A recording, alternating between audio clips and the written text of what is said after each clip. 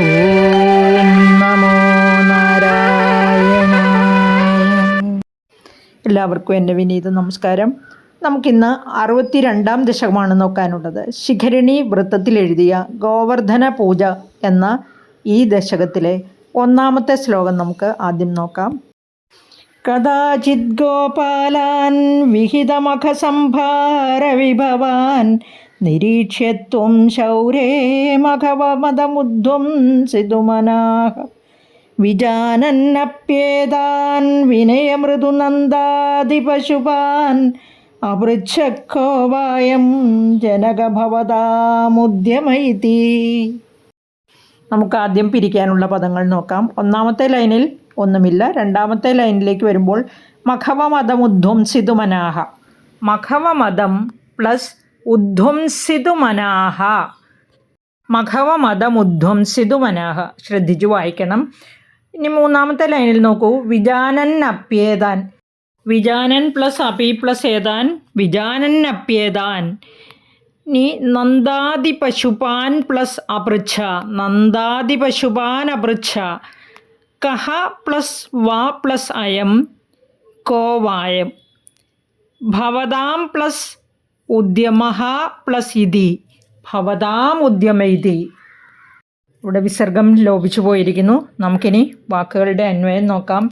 ഹേ ശൗരേ ത്വം കദാചിത് ഗോപാലാൻ വിഹിതമഖസംഭാര വിഭവാൻ നിരീക്ഷ്യ മഖവമദം ഉദ്ധ്വംസിതുമനഃ വിജാനൻ അപി ഹേ ജനക ഭവതാം അയം ഉദ്യമഃ കഃ ഇതി വിനയമൃദു നന്ദാദിപശുപാൻ അപൃച്ഛഃ. ഭഗവാനെ വിളിച്ചിരിക്കുകയാണ്. ശൗരേ, ഹേ ശൗരേ, അല്ലയോ ഗുരുവായൂരപ്പ. ശൂരസേന കുലത്തിൽ ജനിച്ചവനായതുകൊണ്ടാണ് ശൗരേ എന്ന് വിളിക്കുന്നത്. ത്വം അവിടുന്ന്, കദാചിത് ഒരിക്കൽ, ഗോപാലാൻ ഗോപാലകന്മാർ, വിഹിതമഖസംഭാര വിഭവാൻ ഒരു യാഗം നടത്തുന്നതിന് വേണ്ടതെല്ലാം ഒരുക്കുന്നത്, നിരീക്ഷ കണ്ടിട്ട്, മഖവമദം ഇന്ദ്രൻ്റെ ഗർവം, ഗർവം അഹങ്കാരം, മദം ദേവേന്ദ്രൻ്റെ അഹങ്കാരം ശമിപ്പിക്കുന്നതിനായി, ഉദ്ധ്വംസിതുമനാഃ ശമിപ്പിക്കുന്നതിനായി, നീക്കിക്കളയുന്നതിനായി, മനാഹ മനസ്സിൽ നിശ്ചയിച്ചിട്ട്, വിജാനൻ അപി എല്ലാം അറിയാമെങ്കിലും, ഹേ ജനക അല്ലയോ പിതാവേ, ഭവതാം അയം ഉദ്യമഃ ക നിങ്ങൾ എന്തിനാണ് ഉദ്യമിക്കുന്നത്, അതായത് എന്തു ചെയ്യാൻ തുടങ്ങുന്നു. ഇതി വിനയമൃദു നന്ദാദിപശുപാൻ അപൃച്ഛഃ എന്ന് ഇപ്രകാരം വിനയത്തോടെ മധുരമായി, വളരെ വിനയത്തോടെ മധുര ശബ്ദത്തിൽ നന്ദാദി പശുപാൻ അപൃച്ഛഃ, നന്ദാദി പശുപന്മാരോട്, അതായത് ഗോപന്മാരോട്, അപൃച്ഛഃ ചോദിച്ചു. എല്ലാം അറിയാം കണ്ണന്, പക്ഷേ ഒന്നും അറിയില്ലെന്ന ഭാവത്തിൽ ചോദിക്കുകയാണ്. ഇവിടെ ശ്രീ മേൽപ്പത്തൂർ പറയുന്നത് ആചാരങ്ങളെല്ലാം അന്ധവിശ്വാസങ്ങളാണെന്നാണ്. അവയെ ഇല്ലാതാക്കാനാണ് ശ്രീകൃഷ്ണൻ്റെ വാക്കുകൾ നമ്മുടെ മുമ്പിൽ അവതരിപ്പിക്കുന്നത്. ഭഗവാന്റെ ഈ ചോദ്യവും ഉത്തരവുമെല്ലാം അന്ധവിശ്വാസങ്ങളെയും അനാചാരങ്ങളെയും ഇല്ലാതാക്കി കാണിക്കുന്നതിനുള്ള ഒരു ഉദാഹരണമായാണ് കവി നമ്മുടെ മുമ്പിൽ അവതരിപ്പിക്കുന്നത്. നമുക്കിനി 2-ാമത്തെ ശ്ലോകം നോക്കാം. ബഭാഷേ നന്ദസ്ത്വാം സുതനനുവിധേയോ മഖവതോ മഖോ വർഷേ വർഷേ സുഖയതി സവർഷേണ പൃഥിവീം നൃണാം വർഷായത്തം നിഖിലമുപജീവ്യം മഹിതലേ വിശേഷാദസ്മാകം തൃണസലിലജീവ്യാ ഹി പശവഃ. നമുക്കാദ്യം പിരിക്കാനുള്ള പദങ്ങൾ ശ്രദ്ധിക്കാം. 1-ാമത്തെ ലൈനിൽ നന്ദഃ പ്ലസ് ത്വാം, നന്ദസ്ത്വാം. 1-ാമത്തെ ലൈനിൻ്റെ അവസാനം നോക്കൂ. വിധേയോ മഖവതോ മഖോ വർഷേ വർഷേ. വിധേയഃ പ്ലസ് മഖവതഃ പ്ലസ് മഖഃ പ്ലസ് വർഷേ വർഷേ. വിധേയോ മഖവതോ മഖോ വർഷേ വർഷേ എന്നായി തീർന്നിരിക്കുന്നു. 2-ാമത്തെ ലൈനിൽ തന്നെ സഹ പ്ലസ് വർഷേണ സവർഷേണ, വിസർഗം ലോപിച്ചു പോയിരിക്കുന്നു. 3-ാമത്തെ ലൈനിലേക്ക് വരുമ്പോൾ നിഖിലം പ്ലസ് ഉപജീവ്യം, നിഖിലം ഉപജീവ്യം എന്നായിരിക്കുന്നു. 4-ാമത്തെ ലൈനിൽ നോക്കൂ.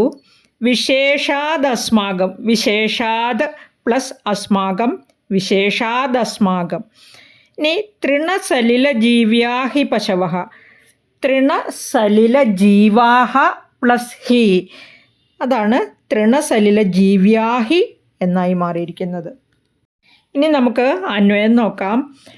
നന്ദഃ ത്വാം ബഭാഷേ ഹേ സുത, വർഷേ വർഷേ മഖവതഃ മഖഃ വിധേയഃ നനു സഹ വർഷേണ പൃഥ്വീം സുഖയതി, മഹീതലേ നൃണാം നിഖിലമുപജീവ്യം വർഷായത്തം അസ്മാകം വിശേഷാത് ഹി പശവഃ തൃണസലിലജീവ്യാഃ. നന്ദഃ ത്വാം ബഭാഷേ, നന്ദൻ അങ്ങയോട് പറഞ്ഞു, അതായത് അല്ലയോ ഗുരുവായൂരപ്പ, നന്ദഗോപർ അങ്ങയോട് ഇപ്രകാരം പറഞ്ഞു. ഹേ സുത, അല്ലയോ പുത്ര, വർഷേ വർഷേ എല്ലാ വർഷത്തിലും, ഓരോ വർഷത്തിലും ആണ്ടുതോറും, മഖവതഃ മഖഃ ഇന്ദ്രയാഗം, വിധേയഃ നനു അത് നിയമപ്രകാരം നടത്തേണ്ടതുണ്ട്, സഹ വർഷേണ പൃഥ്വീം സുഖയതി ഇപ്രകാരം യാഗം നടത്തുന്നതുകൊണ്ട് ഇന്ദ്രൻ ഭൂമിയിൽ സുഖയതി സുഖമുണ്ടാക്കുന്നു, അതായത് സുഖകരമായ അവസ്ഥ ഉണ്ടാക്കുന്നു. ജലമില്ലാതെ ജീവിക്കാൻ പറ്റുകയില്ലല്ലോ. എല്ലാ ജീവജാലങ്ങൾക്കും കൃഷിക്കും എല്ലാം ജലം അത്യന്താപേക്ഷിതമാണ്. അതുകൊണ്ട് തന്നെ പൃഥ്വി ഭൂമിയിൽ സുഖകരമായ അവസ്ഥ ഉണ്ടാക്കുന്നു. മഹീതലേ ഭൂമിയിൽ, നൃണാം അഖിലം എല്ലാ മനുഷ്യർക്കും, ഉപജീവ്യം വർഷായത്തം വർഷത്തെ ആശ്രയിച്ചാണ് ഉപജീവനം നടത്തുന്നത്. അസ്മാകം വിശേഷാത് നമുക്കാണെങ്കിൽ വിശേഷിച്ചും, നമ്മൾ മനുഷ്യർക്ക് വിശേഷിച്ചും, ഹി പശവഃ പശുക്കൾക്കും അതായത് മൃഗങ്ങൾക്കും, തൃണസലിലജീവ്യാഃ പുല്ലും വെള്ളവും കൊണ്ട് ജീവിക്കുന്നവയാണല്ലോ പശുക്കളും എന്ന് പറഞ്ഞിരിക്കുന്നു. നന്ദഗോപരുടെ പുത്രവാത്സല്യവും ശുദ്ധഗതിയും ഇവിടെ എത്രയും ഭംഗിയായി പ്രകാശിപ്പിച്ചിരിക്കുകയാണ്. കൃഷ്ണൻ ഒന്നും അറിയാത്തൊരു കുട്ടി എന്നാണ് ഇനിയും നന്ദഗോപർ കരുതുന്നതെന്ന് നമുക്കെല്ലാം തോന്നും. ഒന്നാമത്തെ ശ്ലോകത്തിൽ പറഞ്ഞു, വിജാനന്നപ്യേതാൻ വിനയമൃദു നന്ദാതി പശുപാൻ. വിജാനൻ അപി എല്ലാം അറിയാം, അറിയാത്തതായി ഒന്നുമില്ല, അന്തര്യാമിയാണ്. പക്ഷേ ഒന്നും അറിയാത്തതുപോലെ നിൽക്കുകയാണ്. മൂന്നാമത്തെ ശ്ലോകം നോക്കൂ. ഇതി ശ്രുത്വാ വാചം പിതുരൈ ഭവാനാഹ സരസം, ധിഗേതന്നോ സത്യം മഖവജനിതാ വൃഷ്ടിരിതി യത്, അദൃഷ്ടം ജീവാനാം സൃജതി ഖലു വൃഷ്ടിം സമുചിതാം, മഹാരണ്യേ വൃക്ഷാഃ കിമിവ ബലിമിന്ദ്രായ ദദതേ. നമുക്കാദ്യം പിരിക്കാനുള്ള പദങ്ങൾ ശ്രദ്ധിക്കാം. പിതുഹു പ്ലസ് ഐ പിതുരൈ, ഭവാൻ പ്ലസ് ആഹ ഭവാനാഹ. ഇനി രണ്ടാമത്തെ ലൈനിൽ നോക്കൂ. ധിക് പ്ലസ് ഏതത് പ്ലസ് നഹ പ്ലസ് സത്യം, ധികേ തന്നോ സത്യം. വൃഷ്ടി പ്ലസ് ഇതി വൃഷ്ടിരിതി. മൂന്നാമത്തെ ലൈനിൽ പിരിക്കാനായി ഒന്നും കാണുന്നില്ല. നാലാമത്തെ ലൈനിലേക്ക് വരുമ്പോൾ കിം പ്ലസ് ഇവ കിമിവ, ബലിം പ്ലസ് ഇന്ദ്രായ ബലിമിന്ദ്രായ. അന്വയം ശ്രദ്ധിക്കൂ. ഐ ഇതി പിതുഹു വാചം ശ്രുത്വാ ഭവാൻ സരസമാഹ, ധിക് മഖവജനിത വൃഷ്ടി ഇതി യത് ഏതത് ന സത്യം, ജീവാനാം അദൃഷ്ടം സമുചിതാം വൃഷ്ടിം സൃജതി ഖലു, മഹാരണ്യേ വൃക്ഷാഃ ഇന്ദ്രായ ബലിം കിമിവ ദദതേ. ഭഗവാനോട് ചോദിക്കുകയാണ്, അല്ലയോ ഭഗവാനെ, ഐ ഇതി പിതുഹു വാചം ശ്രുത്വ ഇപ്രകാരം പിതാവിൻ്റെ വാക്കുകൾ കേട്ടിട്ട്, ഭവാൻ സരസം അവിടുന്ന് വളരെ സരസമായി രസകരമായി, ധികേ തന്നോ സത്യം മഖവജനിത വൃഷ്ടിരിതിയത്, ധിക് മഖവജനിത വൃഷ്ടി ഇതി യത് ഏതദ്ന സത്യം. മഴ പെയ്യ്ക്കുന്നത് ഇന്ദ്രനാണെന്ന് പറയുന്നത് ശരിയല്ല, അത് അസത്യമാണ്, സത്യമല്ല. നിങ്ങളുടെ ആ വിചാരം തന്നെ അസത്യമാണ് എന്ന് പറയുന്നു. അദൃഷ്ടം ജീവാനാം സൃജതി ഖലു വൃഷ്ടിം സമുചിതാം. അദൃഷ്ടം ജീവാനാം, ജീവാനാം അദൃഷ്ടം സമുചിതാം വൃഷ്ടിം സൃജതി ഖലു. ഈ ജീവജാലങ്ങളുടെ എല്ലാം പുണ്യമാണ് വേണ്ട വിധം മഴ പെയ്ക്കുന്നതല്ലാതെ ഇന്ദ്രനല്ല, തീർച്ച. മഹാരണ്യേ വൃക്ഷാഹ, മഹാരണ്യത്തിൽ അതായത് കൊടുങ്കാടുകളിൽ വൃക്ഷങ്ങൾ ഇന്ദ്രായ ബലിം കിമിവ ദദതേ, ഇന്ദ്രന് എന്ത് ബലിയാണ് കൊടുക്കുന്നത്? ഒന്നും കൊടുക്കുന്നില്ല. അവിടെയും മഴ കിട്ടുന്നില്ലേ? ഇവിടെ കണ്ണൻ വളരെ യുക്തിപരമായിട്ടാണ് ചോദ്യം ചോദിക്കുന്നത് അച്ഛനോടല്ലേ. പരോക്ഷമായിട്ട് അച്ഛനായ നന്ദഗോപരോട് ചോദിക്കുകയാണ്, അല്ലയോ പിതാവേ, മരങ്ങൾ കൊടുങ്കാടുകളിൽ ബലി കൊടുത്തിട്ടാണോ മഴ പെയ്യുന്നത്? ഇന്ദ്രനാണ് മഴ പെയ്യ്ക്കുന്നത് എന്ന് പറയുന്നത് എങ്ങനെയാണ് ശരിയാകുന്നത്? ഇവിടെ നിങ്ങൾ എന്തിനാണ് ഇന്ദ്രന് ബലി കൊടുക്കുന്നത് എന്ന് പരോക്ഷമായി തന്നെ ചോദിക്കുകയാണ്. ഇവിടെയുള്ള ജീവികളുടെ പുണ്യം കൊണ്ടാണ് മഴ കിട്ടുന്നത്, അവർ ചെയ്ത സത്കർമ്മ ഫലമാണ്, അതുകൊണ്ട് അവരെ പ്രസാദിപ്പിക്കണം എന്നാണ് കണ്ണൻ ആവശ്യപ്പെടുന്നത്. സത്കർമ്മങ്ങൾ അനുഷ്ഠിക്കുക, ആ കർമ്മത്തിന് അനുയോജ്യമായിട്ട് ഈശ്വരൻ നമുക്ക് ഫലവും തരുന്നതാണ്. 4-ാമത്തെ ശ്ലോകം ശ്രദ്ധിക്കൂ. ഇദം താവൽ സത്യം യദിഹ പശവോ നകുലധനം തഥാ ജീവ്യായാസൗ ബലിരജലഭർത്രേ സമുചിതഃ സുരേഭ്യോപ്യുത്കൃഷ്ടാ നനു ധരണിദേവാഃ ക്ഷിതിതലേ തതസ്തേപ്യാരാധ്യ ഇതി ജഗതി തത്വം നിജജനാൻ. ഈ ഭൂമിയിലുള്ള ജീവജാലങ്ങൾക്ക് തന്നെ ബലി സമർപ്പിക്കാനാണ് ഇവിടെ പറയുന്നത്. പിരിക്കാനുള്ള പദങ്ങൾ ആദ്യം നോക്കൂ. 1-ാമത്തെ ലൈനിൽ താവത് പ്ലസ് സത്യം, താവത് സത്യം. യത് പ്ലസ് ഇഹ, യദിഹ. പശവഹ പ്ലസ് നഹ പ്ലസ് കുലധനം, പശവോ ന കുലധനം. അവിടെ പശവോ, പശവഹ പശവോ എന്നായി മാറിയിരിക്കുന്നു.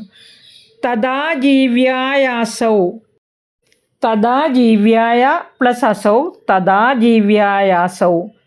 ഇനി അടുത്ത ലൈനിലേക്ക് വരുമ്പോൾ ബലിഹി പ്ലസ് അജലഭർത്രേ, ബലിരജലഭർത്രയുടെ വിസർഗം ലോപിച്ച് രേഫം വന്നിരിക്കുന്നു. അടുത്ത വാക്ക് സുരേഭ്യഃ പ്ലസ് അപി പ്ലസ് ഉത്കൃഷ്ടാഹ, സുരേഭ്യോപ്യുത്കൃഷ്ട. ഉത്കൃഷ്ടാഹ എന്നത് വിസർഗം ലോപിച്ച് ഉത്കൃഷ്ട എന്നായിരിക്കുന്നു.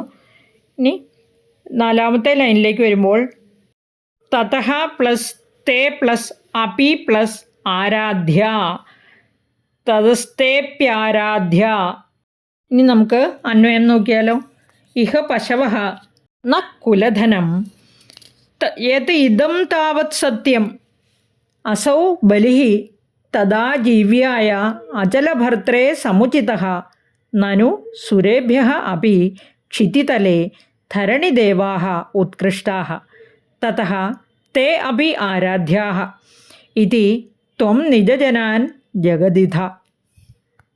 ഇഹ പശവഃ, ഇവിടെ പശുക്കൾ, നഃ കുലധനം. യത് ഇദം താവത് സത്യം, ഇവിടെ ഈ പശുക്കൾ നമ്മുടെ വംശസമ്പത്താണ്, കുലധനമാണെന്ന് പറഞ്ഞത് സത്യം തന്നെയാണ്. യഥാർത്ഥത്തിൽ അതുതന്നെയാണ് സത്യം. അസൗ ബലിഹി, ഈ ബലി അതായത് ഈ ഇന്ദ്രന് വേണ്ടിയുള്ള യാഗം, തഥാ ജീവ്യായ ഉപജീവനത്തിന്, അതായത് പശുക്കൾക്ക് ഉപജീവനത്തിന് ഉതകുന്ന വിധത്തിൽ, അതായത് പർവ്വതത്തിനെ പൂജിക്കുന്നത് നന്നായിരിക്കുമെന്ന് പറയുന്നു. സമുചിത, ഉചിതമായിരിക്കും. ഈ ബലി പശുക്കൾക്ക് ഉപജീവനത്തിന് ഉതകുന്ന വിധത്തിൽ പർവ്വതത്തിനായിക്കൊണ്ട് നൽകുന്നത് ഉചിതമായിരിക്കും. നനു സുരേഭ്യഃ അപി ക്ഷിതിതലേ ധരണിദേവാഃ ഉത്കൃഷ്ടാഃ. ഭൂമിയിൽ ഉള്ള ഭൂദേവന്മാർ, അതായത് മനുഷ്യരും മറ്റ് ജീവജാലങ്ങളും, ധരണിദേവാഹ എന്ന് പറഞ്ഞിരിക്കുന്നത് ധരണിയിലുള്ള ദേവന്മാർ, ഭൂമിയിലുള്ള ദേവന്മാർ മറ്റ് ദേവന്മാരെക്കാളും ഉത്കൃഷ്ടരാണെന്ന് പറഞ്ഞിരിക്കുകയാണ്. അതായത് ഇവിടെ ഗോക്കളും ഗോപാലകന്മാരും ഈ പർവ്വതരാജനുമാണ് മറ്റ് ദേവന്മാരെക്കാൾ ശ്രേഷ്ഠർ എന്ന് പറഞ്ഞിരിക്കുന്നു. തതഃ അനന്തരം തേ അപി ആരാധ്യാഃ, തേ അപി അവരും, ആരാധ്യാഃ ആരാധിക്കപ്പെടേണ്ടവരല്ലേ, അവരും ഈ ആരാധന അർഹിക്കുന്നു.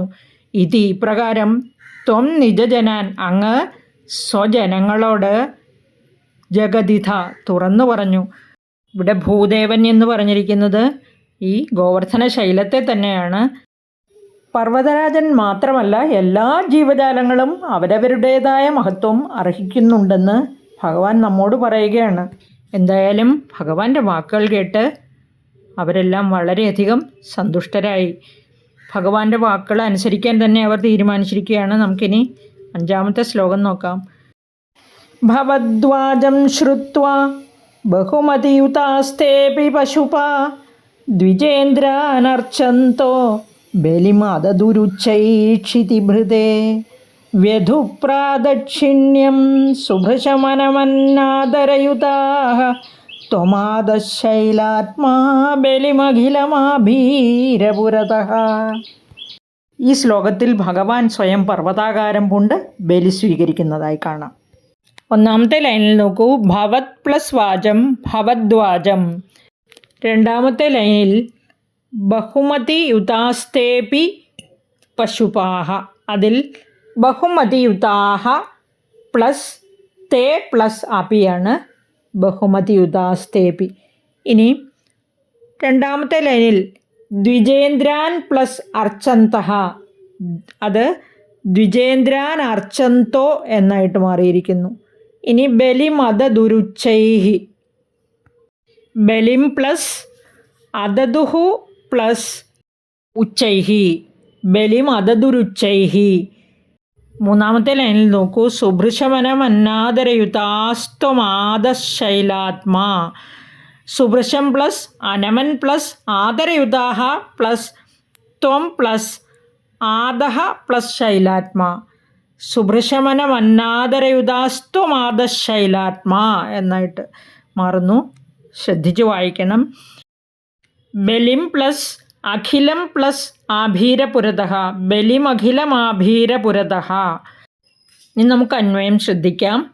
തേ പശുപാഹ അപി ഭവദ്വാജം ശ്രുത്വാ ബഹുമതിയുതാഃ ദ്വിജേന്ദ്രാൻ അർച്ചന്തഃ ക്ഷിതിഭൃതേ ഉച്ചൈഃ ബലിം അദദുഃ. സുഭൃശം ആദരയുതാഃ പ്രാദക്ഷിണ്യം വധുഃ അനമൻ ത്വം ശൈലാത്മാ ആഭീരപുരതഃ അഖിലം ബലിം ആദഹ.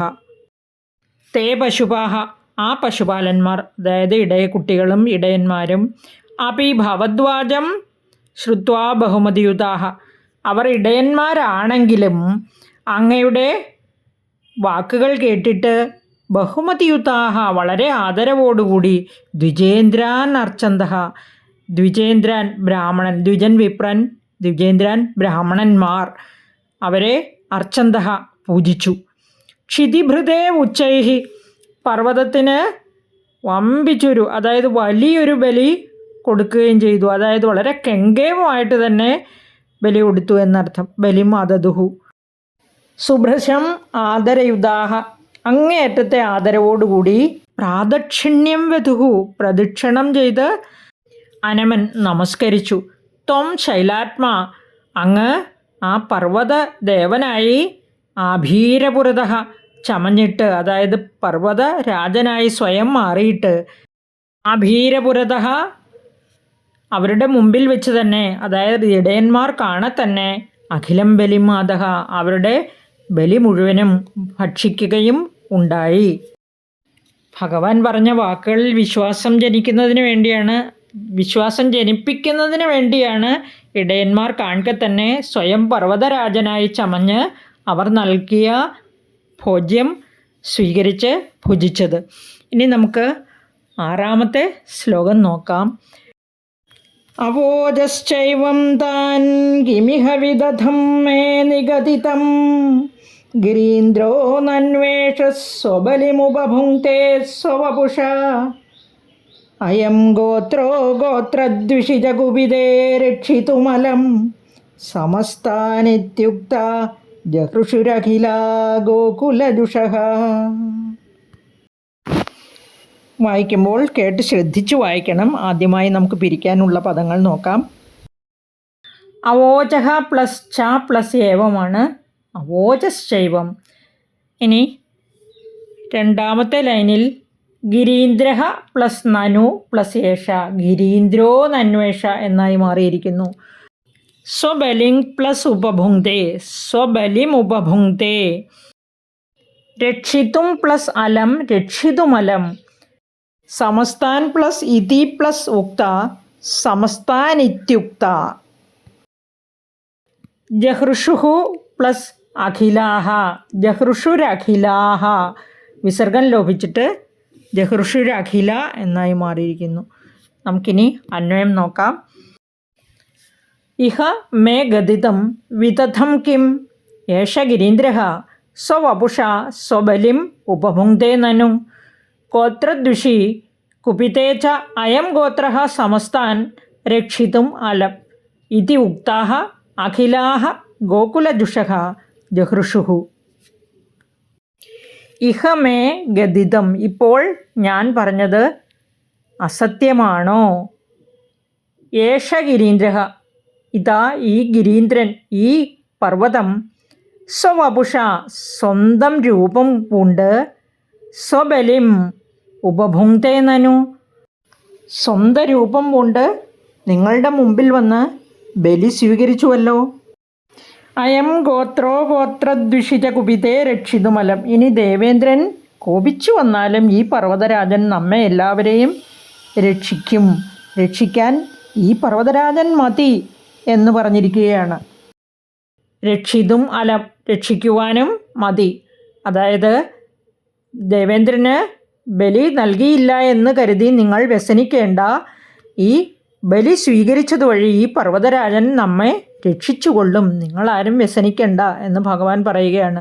ഇതി ഉക്താഹ, ഇപ്രകാരം പറഞ്ഞത് കേട്ടപ്പോൾ അഖിലാഹ ഗോകുലജുഷഃ, ഗോകുലവാസികൾ മുഴുവനും ജഹൃഷുഹു സന്തോഷിച്ചു. ബലി മുടക്കിയതിൽ ഇന്ദ്രൻ കോപിച്ചാലോ എന്ന ഭയം വേണ്ട എന്ന് അവരെ ധൈര്യപ്പെടുത്തുകയാണ്. ഇടയന്മാർക്ക് ഉള്ളിൽ ഭയമുണ്ടെങ്കിൽ അത് നീങ്ങിക്കോട്ടെ എന്ന് ഭഗവാൻ വിചാരിച്ചു. ഭഗവാന്റെ ഇപ്രകാരമുള്ള വാക്കുകൾ കേട്ടപ്പോൾ അവരെല്ലാം വളരെയധികം സന്തോഷിക്കുകയും ചെയ്തു. ഇനി നമുക്ക് 7ാമത്തെ ശ്ലോകം നോക്കാം. പരിപ്രീതായാദാ ഖലു ഭവതുപേതാ വ്രജജുഷോ വ്രജം യാവത്താവന്നിജമഖവിഭംഗം നിശമയൻ ഭവന്തം ജാനന്നപ്യധികരജസാക്രാന്തഹൃദയോ നസേഹേ ദേവേന്ദ്രസ്തുതു പരജിതാത്മോന്നതിരപി.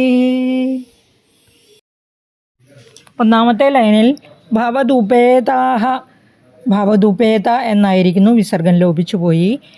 വ്രജജുഷഃ, വ്രജജുഷോ എന്നായിരിക്കുന്നു. 2ാമത്തെ ലൈനിൽ യാവത് പ്ലസ് താവത് പ്ലസ് നിജമഖവിഭംഗം, യാവത് താവൻ നിജമഖവിഭംഗം.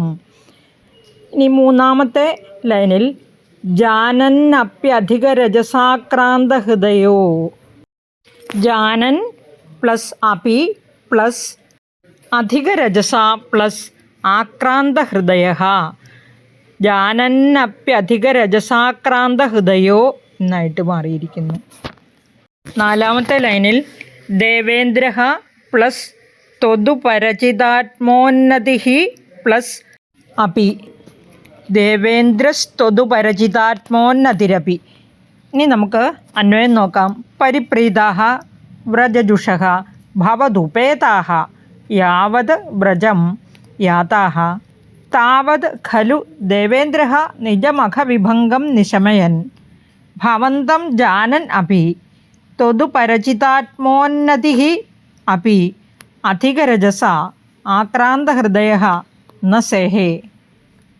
പരിപ്രീതാഹ, പരിപൂർണ തൃപ്തരായ, പ്രീതരായ, വ്രജജുഷഃ ഗോകുലവാസികൾ, ഭവതുപേതാഹ അവിടത്തോടുകൂടി, അതായത് ഗുരുവായൂരപ്പ നെന്തിരുവടിയോടുകൂടി, യാവത് വ്രജം യാതാഹ എപ്പോൾ അമ്പാടിയിലേക്ക് മടങ്ങിയെത്തിയോ, താവത് ഖലു അപ്പോൾ തന്നെ, ദേവേന്ദ്രഃ ദേവേന്ദ്രൻ, നിജമഖവിഭംഗം നിശമയൻ തൻ്റെ യാഗത്തിന് ഭംഗം വന്നതായി അറിഞ്ഞിട്ട്, അതായത് തനിക്ക് നൽകിയ ബലി തടയപ്പെട്ടതായി അറിഞ്ഞിട്ട്, ഭവന്തം അങ്ങയെപ്പറ്റി, ജാനൻ അപി അറിയാമായിരുന്നിട്ട് കൂടി, ത്വതുപരചിതാത്മോന്നതി അപ്പി, അങ്ങ് തന്നെ കൽപ്പിച്ചു നൽകിയ ഉയർന്ന പദവി ഉണ്ടായിരുന്നിട്ടുകൂടി അധിക രജോഗുണം നിമിത്തം ആക്രാന്തഹൃദയ, അഹങ്കാരം വർദ്ധിച്ചതു നിമിത്തം യാഗം മുടങ്ങിയത് ന സേഹേ, സഹിച്ചില്ല.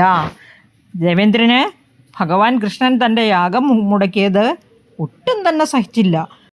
ദേവേന്ദ്രൻ ദേവലോകത്തെ അധിപതിയാണ്, ദേവന്മാരുടെ നാഥനാണ്. എന്നിട്ട് കൂടി രജോഗണം വർദ്ധിച്ചതിൻ്റെ ഫലമായാണ് ഈ അഹങ്കാരം നിമിത്തം ആക്രാന്ത ഹൃദയനായി എന്ന് പറഞ്ഞിരിക്കുന്നുവല്ലോ.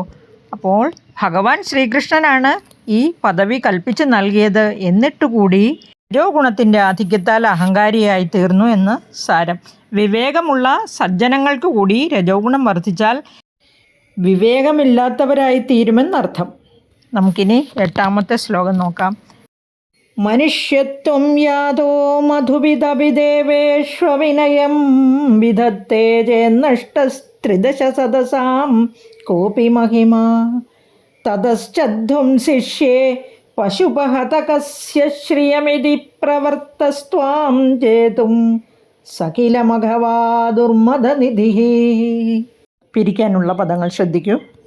മനുഷ്യത്വം യാതഃ, മനുഷ്യത്വം യാതോ എന്നായിരിക്കുന്നു. മധുപിത് പ്ലസ് അപി, മധുപിദപി. ദേവേഷു പ്ലസ് അവിനയം, ദേവേഷു അവിനയം. ഇനി 2ാമത്തെ ലൈനിലേക്ക് വരുമ്പോൾ വിധത്തെ പ്ലസ് ചേത് പ്ലസ് നഷ്ടഃ പ്ലസ് ത്രിദശ സദസാം. വിധത്തെ ചേന്നഷ്ടസ്ത്രിദശ സദസാം. 3ാമത്തെ ലൈനിൽ തതഃ പ്ലസ് ച തതശ്ച.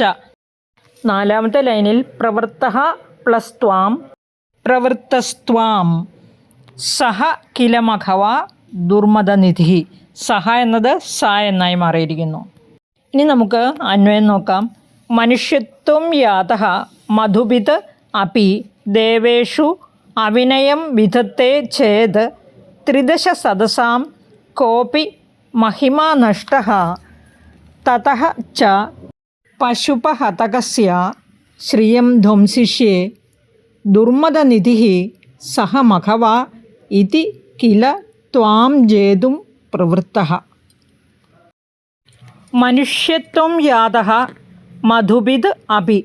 മനുഷ്യനായി ജന്മമെടുത്ത മഹാവിഷ്ണു ആണെങ്കിൽ കൂടി ദേവേഷു അവിനയം വിധത്തെ ചേത്ത്, ദേവന്മാരോട് അനാദരം കാണിക്കുന്നതായാൽ, അതായത് അവിനയം കാണിക്കുന്നതായാൽ ത്രിദശ സദസാം കോപി മഹിമാ നഷ്ടഃ, ദേവന്മാർക്കെല്ലാവർക്കും പൊതുവിലുള്ള ആ മഹത്വം അല്ലെങ്കിൽ മാഹാത്മ്യം നശിച്ചു പോകും എന്നറിയുക.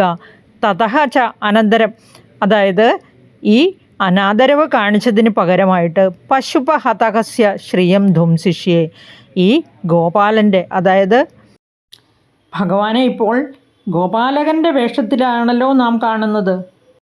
പശുപഹതകസ്യ ശ്രിയം ധ്വംസിഷ്യേ, ആ ഗോപാലകൻ്റെ സർവവും ഞാൻ മുടിക്കുന്നുണ്ട്, എല്ലാ ഐശ്വര്യവും ഇല്ലാതാക്കുന്നുണ്ട്. ദുർമദനിധി സഹ മഘവ ഇതി കില ത്വാം ജേതും പ്രവൃത്തഃ. ഇങ്ങനെ സ്വയം മതിമറന്ന് വിചാരിച്ചുകൊണ്ട് അഹങ്കാരിയായ ആ ഇന്ദ്രൻ അവിടുത്തെ ജയിപ്പാൻ ഒരുങ്ങി പുറപ്പെട്ടുവല്ലോ. ഇന്ദ്രനുള്ള ബലി തടഞ്ഞ് അത് പർവ്വതരാജാവിന് കൊടുപ്പിച്ചപ്പോൾ താൻ എല്ലാവരുടെയും മുമ്പിൽ ചെറുതായി പോയല്ലോ എന്ന തോന്നൽ ഇന്ദ്രനുണ്ടായി.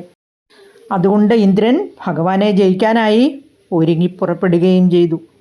9ാമത്തെ ശ്ലോകം നോക്കാം.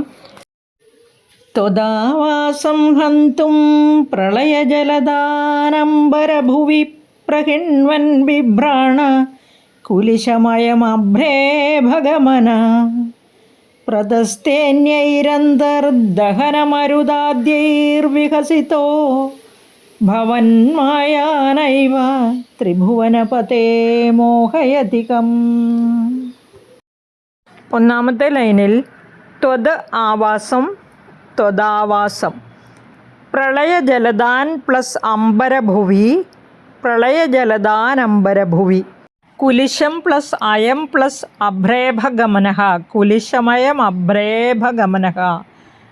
പ്രതസ്തേന്യൈരന്തർദഹനമരുദാദ്യൈർവിഹസിതോ. പ്രതസ്തേ പ്ലസ് അന്യൈഹി പ്ലസ് അന്തഃ പ്ലസ് ദഹനമരുതാദ്യൈഃ പ്ലസ് വിഹസിതഃ. പ്രതസ്ഥേന്യൈരന്തർദഹനമരുതാദ്യൈർവിഹസിതോ എന്നായിരിക്കുന്നു. വിഹസിതഃ വിഹസിതോ എന്നായിരിക്കുന്നു. ന പ്ലസ് ഏവ നൈവ. നമുക്കിനി സാരാംശം നോക്കാം. അയം ത്വദാവാസം ഹന്തും പ്രളയജലദാൻ അംബരഭുവി പ്രഹിണ്വൻ കുലിശം ബിഭ്രാണഃ അഭ്രേഭഗമനഃ അന്യൈഃ ദഹനമരുതാദ്യൈഃ അന്തഃ വിഹസിതഃ പ്രതസ്തേ. ഹേ ത്രിഭുവനപതേ ഭവന്മായ കം ഏവ ന മോഹേതി. അയം ത്വദാവാസം ഹന്തും. ആ ഇന്ദ്രൻ അങ്ങയുടെ ആവാസസ്ഥാനമായ ഗോകുലത്തെ ഹന്തും നശിപ്പിക്കുന്നതിനായി പ്രളയജലദാനംബരഭൂവി പ്രളയമേഘങ്ങളെ ആകാശത്ത് നിയോഗിച്ചയച്ചിട്ട് പ്രഹിണ്വൻ നിയോഗിച്ചയച്ചിട്ട് കുലിശം ബിഭ്രാണഃ കുലിശം വജ്രായുധം ബിഭ്രാണഃ ധരിച്ചുകൊണ്ട് അഭ്രേഭഗമനഃ ഐരാവതത്തിൻ്റെ പുറത്ത് കയറി അന്യൈഹി ദഹനമരുതാദ്യൈഹി അഗ്നി മാരുതൻ വായു അഗ്നി വായു തുടങ്ങിയ മറ്റ് ദേവന്മാരോടുകൂടി അന്തഃ വിഹസിതഃ പ്രതസ്തേ ഉള്ളിൽ പരിഹസിക്കും വിധം ചിരിച്ചുകൊണ്ട് പുറപ്പെട്ടു. ഹേ ത്രിഭുവനപതേ ത്രിഭുവനങ്ങൾക്കും നാഥനായ ഭഗവാനെ ഭവന്മായ അങ്ങയുടെ മായാവിലാസം കം ഏവ ന മോഹേതി. ആരെയെല്ലാം മോഹിപ്പിക്കുന്നില്ല, അതായത് നമ്മെയെല്ലാം മോഹിപ്പിക്കുന്നു അവിടുത്തെ മായ എന്നർത്ഥം. ഏവരും അവിടുത്തെ മായയ്ക്ക് അധീനന്മാരാണല്ലോ എന്ന് ഭഗവാനോട് മേൽപ്പത്തൂർ പറയുകയാണ്. ഭഗവാനെയും ഗോകുലത്തെയും നശിപ്പിക്കാനായി ആയുധങ്ങളെല്ലാം ഏന്തി ഐരാവതത്തിൻ്റെ പുറത്ത് കയറി പുറപ്പെട്ട ഇന്ദ്രനെ കണ്ടിട്ട് അഗ്നി മാരുതൻ മുതലായ ദേവന്മാരെല്ലാം ഉള്ളിൽ പരിഹസിച്ച് ചിരിച്ചു എന്നർത്ഥം. 10ാമത്തെ ശ്ലോകം നോക്കൂ.